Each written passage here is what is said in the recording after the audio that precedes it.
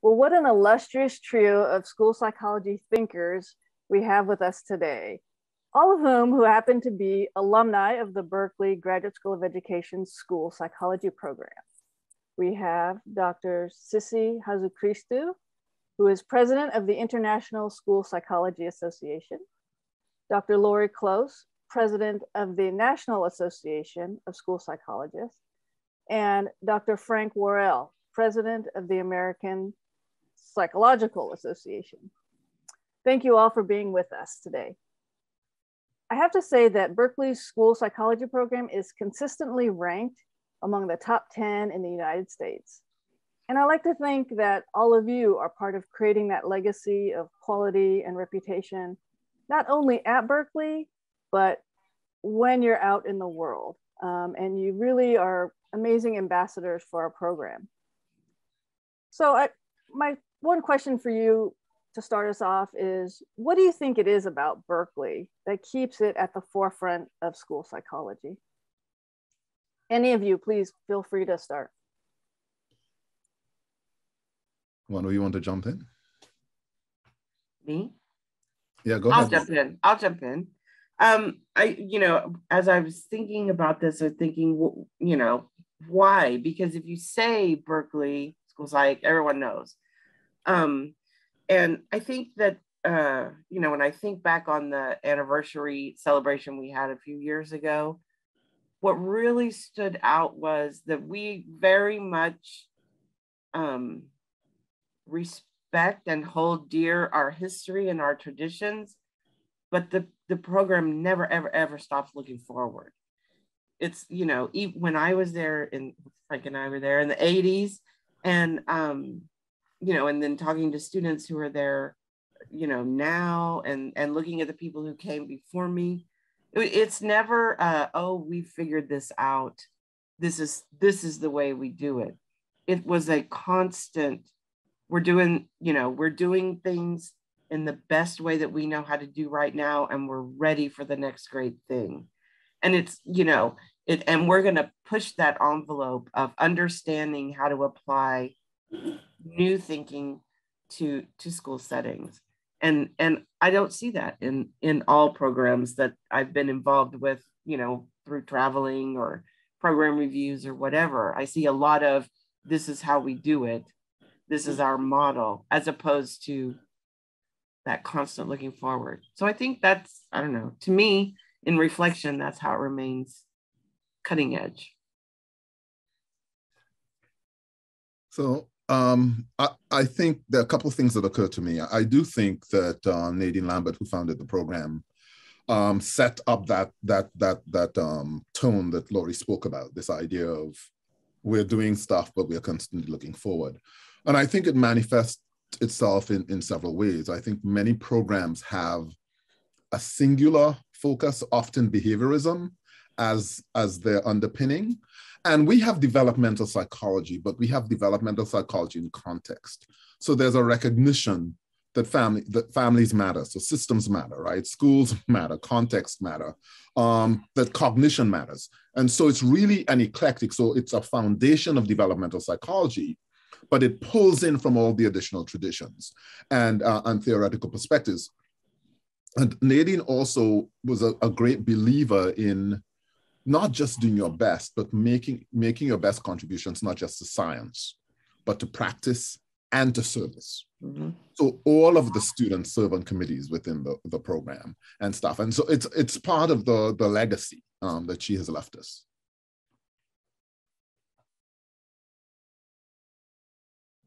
Yeah, trying, to reflect back in my Berkeley years, I think it's like a professional and personal journey for me, since I do believe that the evolution of our professional personal identities are independent. And my journey was influenced also by several distinct factors, since I was an international student, that's a foreign student in an American program in university. So trying to reflect back on my experience during my UC Berkeley years, I'm thinking of the university, the campus, our program, the school, and the people who made the difference. Regarding the university and the campus and the community, I think it was all the opportunities we had for new knowledge and experiences in different scientific, artistic, and political areas. The well-known UC professors in different fields who contributed to a lively campus with such an openness and acceptance to diverse perspectives and needs. This freedom of speech at that time and the controversies and debates and the actions taken for a more just society, I would say, and the diversity of the students and the staff. I think this was thought-provoking and such a valuable experience throughout my life. Regarding our program, the School Psych program and the Graduate School of Education, I think it was, and it still is, the feeling that faculty with such a strong academic background and scholarship did make an effort to connect theory, research, and practice. That's that they were taking into consideration the needs of school communities at that time. So as students and following also our path, our professional path in more recent years, the basis was there, based on the needs of the communities we serve. We try to connect theory, research, and practice. Even from those times, our professors in Berkeley, they did formulate respective frameworks connected with responsive interventions and efforts for policy-making decisions. Thinking back, I now think that it was really the evidence-based interventions movement since then. And also, it was such an important core component of our program's aims, philosophy, and training, which I have followed consistently throughout my career. I still remember, Dr. Eli Bauer. He was my initial advisor. His emphasis on inclusion of special ed students and his ideology on social justice in theory and practice, if we use current terms, and also his belief in strengths and potential of students and families and schools. It reminds me of the strength-based approach we do follow now. And then Nadine Lambert's critical direction to the philosophy of the program and her emphasis on in-service delivery models and on consultation, not only, in practice and in training, but also she did make a lot of efforts for policy-making changes.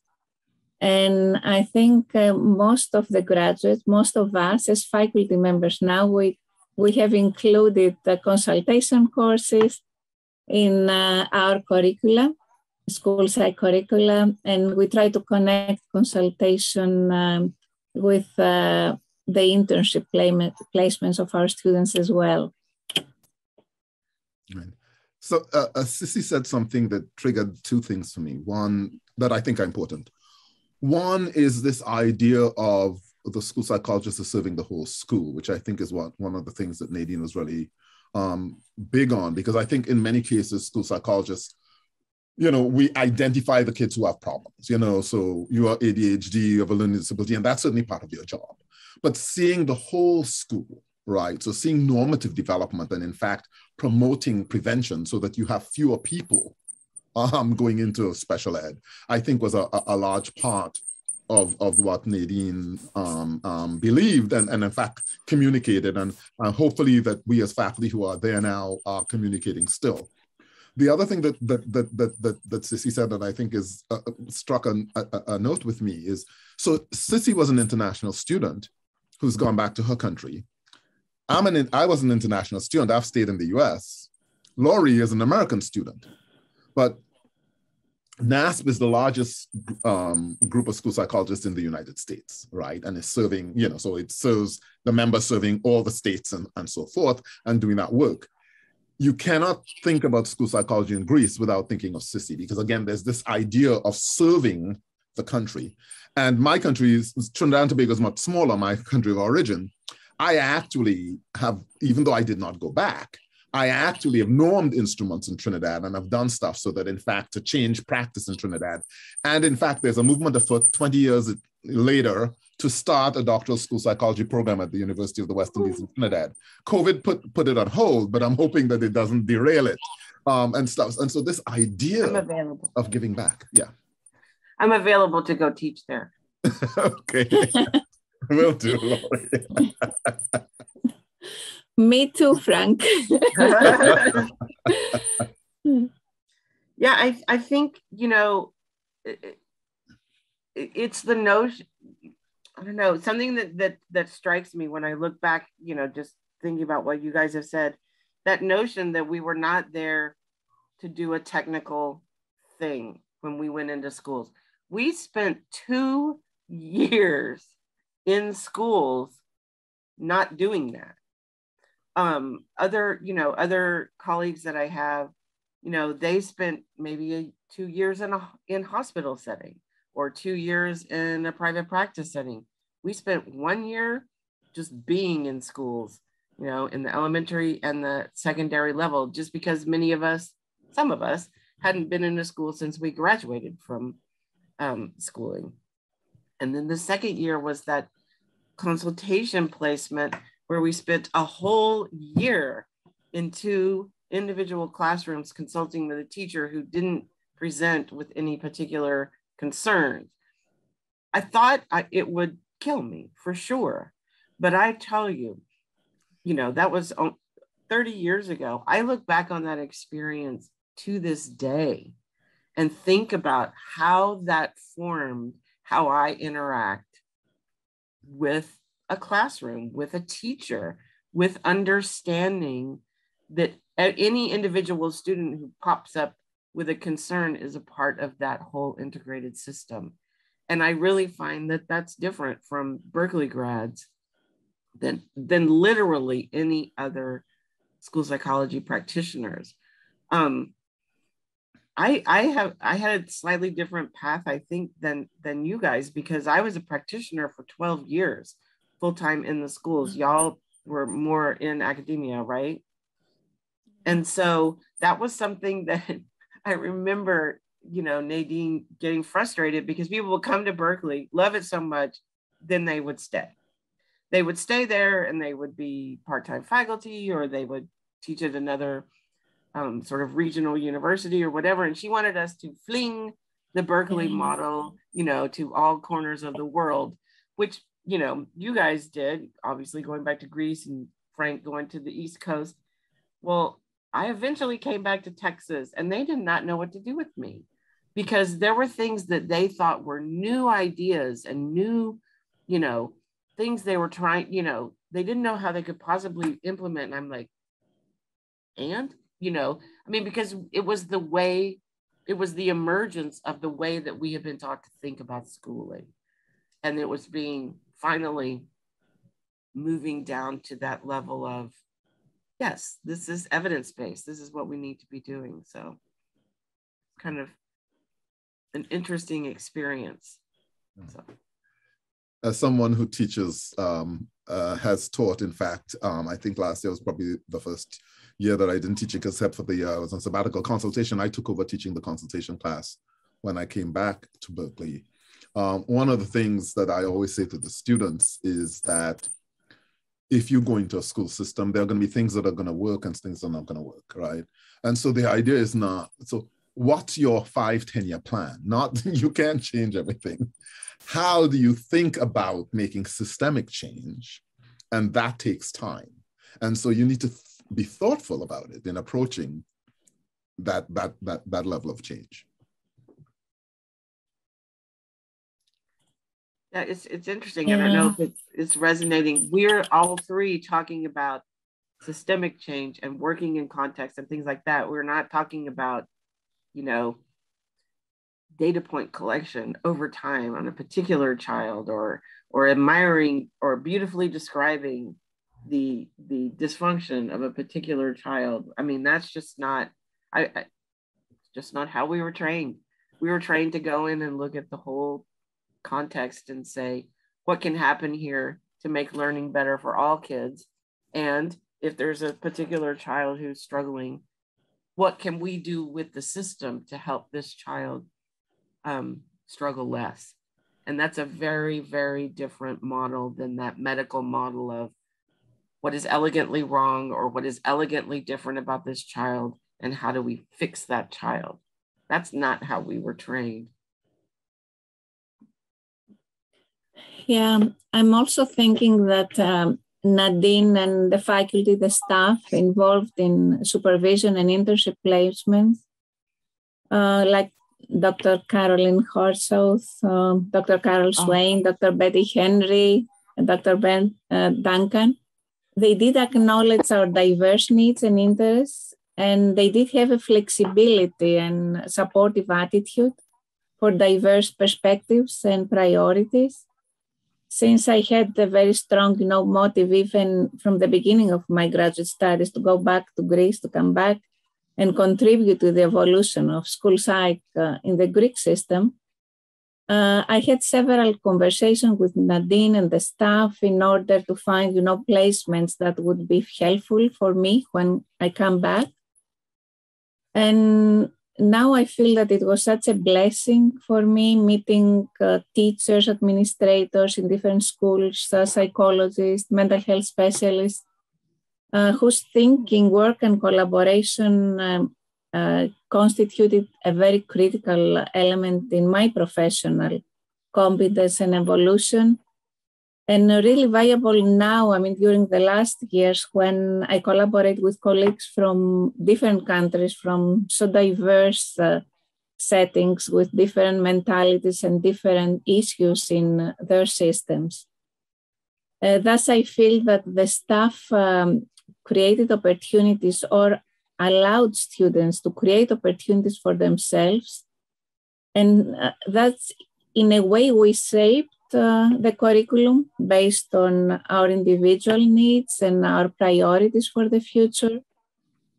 I remember vividly also my involvement in two projects at that time in the UC Berkeley Gifted program, at that time led by Dr. Carol Swain, and also at the STEMS, Shaping Teachers' Expectations for Minority Students project, at that time led by Dr. Rodney Reed, and all the valuable experience I gained in evaluating and support and understanding the lives of minority students and trying to find ways to support them. I still found this experience so valuable when we've tried to support refugee children coming in Greece, thousands of children and families coming to Greece during the last 4 or 5 years. Also, I remember vividly that we have participated with some of our fellow students and team members in different local and national conferences. And it's like a process that I follow with my students throughout the years now. I would like also to make a point for Nadine's pioneering effort for consultation, training, and practice at an international level.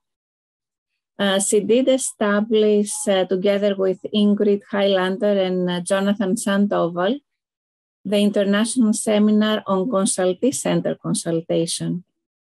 And we had an initial meeting in Stockholm, in Sweden, in 1995, Frank, and additional meetings in Stockholm and then in San Francisco and in Boston. And these meetings followed by her book, co-edited book on consultee-centered consultation. And she had invited authors from different countries writing different chapters. And some years ago, we have continued her effort with my dear colleague and friend, Professor Sylvia Rosenfield.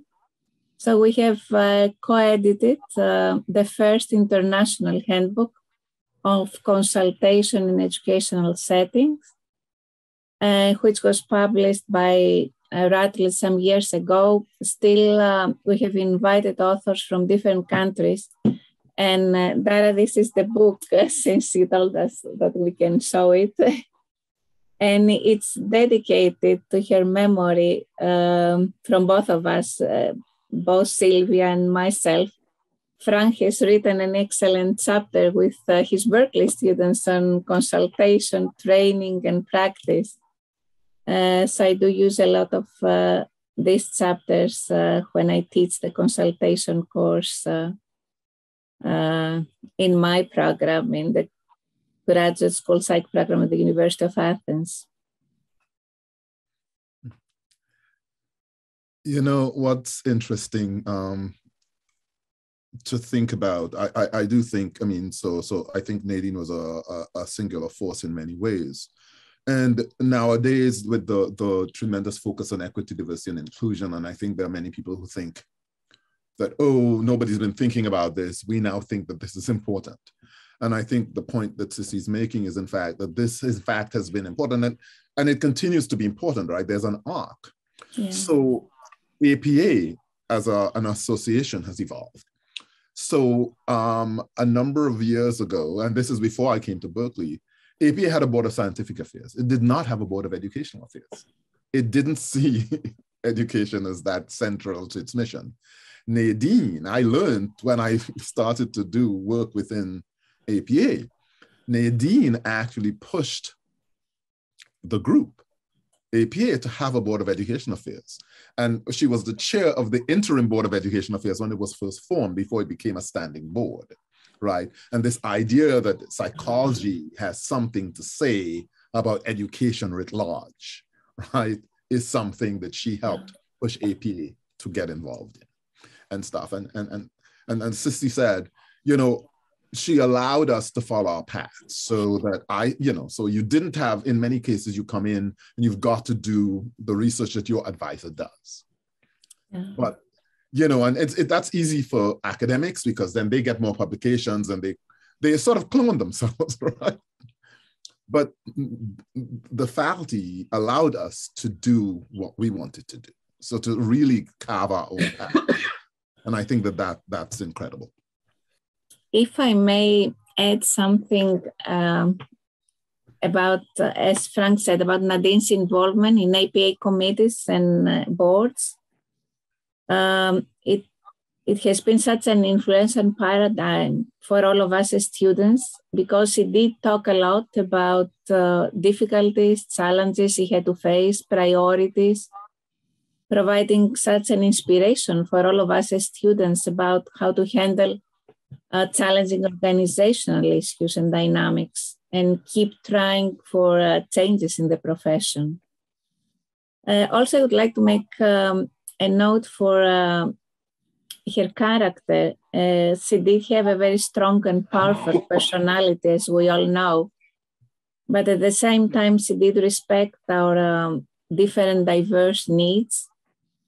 And in a way, I think I felt so empowered, because she admired my commitment to make a difference in my country, following her path and her paradigm, making a difference in the field and the profession. Also, she had a very caring aspect of her personality, not known to a lot of students and people. She was really empathic when I had to deal with some challenging periods during my Berkeley years. And she did follow this, consultative approach at a more personal level with such an empathy and problem-solving method. And then after many years, I had met her during different NASP and APA conventions.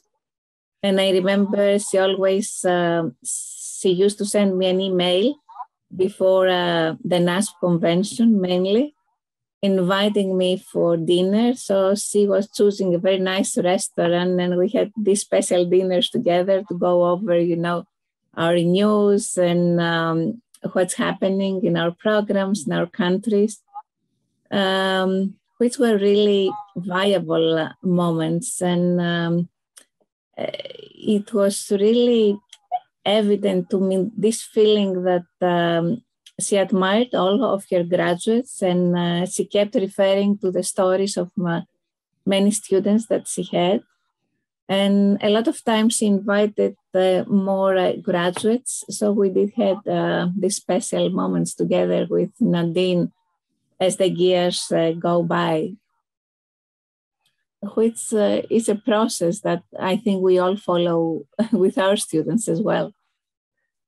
You know what? I think that really, really hits a chord with me, because when I was working, you know, in training programs for 15 years, the number one thing that I focused on was the relationship with the student, the mentoring relationship, the modeling of what I felt like it meant to be someone who was training someone to do very important mental and behavioral health work that requires compassion and attention to individual and system, all of those things.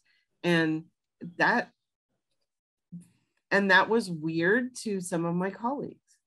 But I'm like, but this is the way that I was trained. I'm going to tell my favorite Nadine Lambert story as an example. And this is only one example, because all of the faculty were like this. This was the accepted sort of culture of the program. But we were going to the big game, and it was at Stanford. And somehow Nadine had 2 tickets, and we were able to get 1, 2, 3, 4 more. But somebody had to sit with Nadine, and then my now husband, my former roommate, and another friend, they were going to sit in our 4 tickets. So I got to sit with Nadine, which I didn't kind of know what to do about. But so here we go. First of all, we're fighting this traffic. For some reason, my husband's driving. That never happens. She's sitting in the front seat. She's telling him to like zoom past the traffic and cut in because it's time to get there. And he's like, but she's like, just do it, Carl. So here we go. And anyway, so we get there. They go off and sit in student section, I guess. And Nadine and I go sit in her fancy seats. And all she wants to do is take care of me. She wants to buy me things. You know, what do I want to eat? What do I want to drink? What do I, you know, and I'm just like, I'm fine. You know, I mean, it was a very different side of her in some ways. But then when I think about it, it wasn't different at all. It's how she lived every single day. I had to eat a Nutty Buddy. I had to have a giant drink. You know, had to cheer, had to turn around and make ugly faces at Stanford fans. I mean, it was an experience like no other. And you know, and in the moment I'm thinking, oh my God, I'm sitting here having this football experience with Nadine Lambert. I mean, it was like those 2 parts of herself just beautifully went together to create kind of who she was. But the thing is that she could have done that with any single student in the program. She just knew that I really also was a sports fan. Having come from Texas, we had to talk about sports all the time. And so, you know, it was just, and so when I cultivate those kind of relationships with my former students, many of whom I am still very much moved from the student-teacher relationship to the colleague, to the lifelong friend relationship. And I think that really started with that being modeled. I mean, I consider Brent Duncan a close friend. I consider, you know, obviously Nadine was a lifelong colleague and friend. She always made time for me. And we would be sitting in a lobby of a hotel, you know, having a talk, and people would walk by, and then there would be like a double take, sort of like, who are you, sitting with her, having this private conversation, you know? And I don't know, it just really, like you were saying earlier, Frank, you said something about, you know, we rely too much on titles and things like that. She really reminded us by living that way that yes, we had successfully matriculated into and through the top school psych program at the time. But yeehaw, that and a buck will get you a cup of coffee. It's who you are and how you live it that really has an impact. And I've never forgotten it, never. Mm-hmm. And I will always interact with people in that way. It's interesting because I think students didn't see that the first time. Many of them were afraid of her. They were intimidated by her and stuff, and then would be surprised when they actually did have an interaction with her. And as a student who served on several of the committees of the school as a student member, I actually saw that Nadine oftentimes, even though she's not touchy-feely. She was caring, not touchy-feely, right? And I think there are students who confuse the two.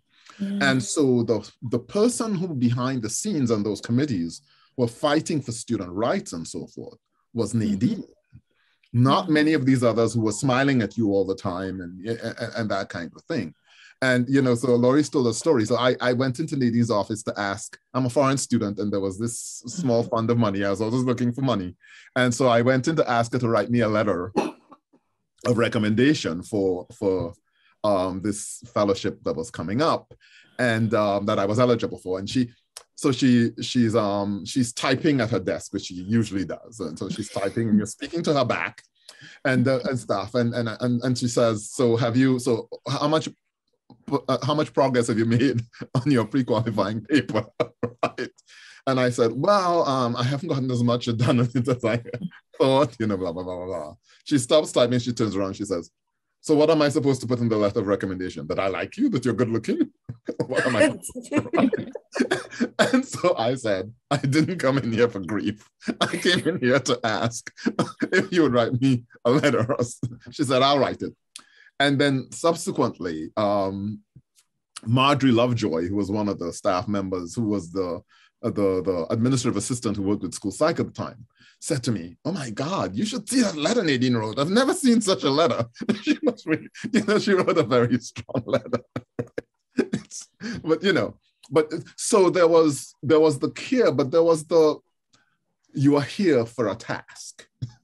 And so that never went away, that she held you accountable. Oh, yes. Oh, yes. Can I read the dedication? That would be great. Thank you, because it was so emotional for me when I have written it. It's there are two dedications, which is not typical for American books, but I kept insisting for these separate dedications. So the first one is dedicated to Nadine Lambert, a pioneer in international school consultation and an esteemed colleague who believed strongly in consultation training, practice, and research for school psychologists, Sylvia Rosenfield and Sissy Hatzichristou. And a special dedication from me, dedicated to Nadine Lambert, a mentor who led my way of thinking and practicing school psychology while studying at the University of California, Berkeley, graduate school psychology program, and then while developing a model of science and practice of school psychology in the Greek educational system. A dear friend whose consultative support throughout the years changed the trajectory of my life for the better. Yeah. You've seen this, I think. It's not showing up well on the camera for some reason. But, pull it back, put it by your face. Oh, right, there it is. Thank you, Laurie. Right, I think you've seen this, right? So it's not dedicated to Nadine alone, but Nadine is certainly mentioned. But all of the school psychology, I mentioned Brent Duncan and Carolyn Hartzell and Mark Wilson and stuff, and the people who supported me when I was in the program and stuff. And I do think, that there's, in some sense, these people set us on a trajectory. And Nadine, interestingly enough, when I graduated, and I don't know if you came to this, Laurie, but the day before graduation was on a Sunday that day, and the day before, the Saturday, I actually gave a recital because I was taking voice lessons. I did come to it. From a member of the voice faculty. And so we had I did a recital the day before, and Nadine attended. And she had seen me conducting the choir. But at the reception after the the concert, she says to me, "You really like music, don't you?" I remember thinking, you know, it's almost as if it just hit her at that moment.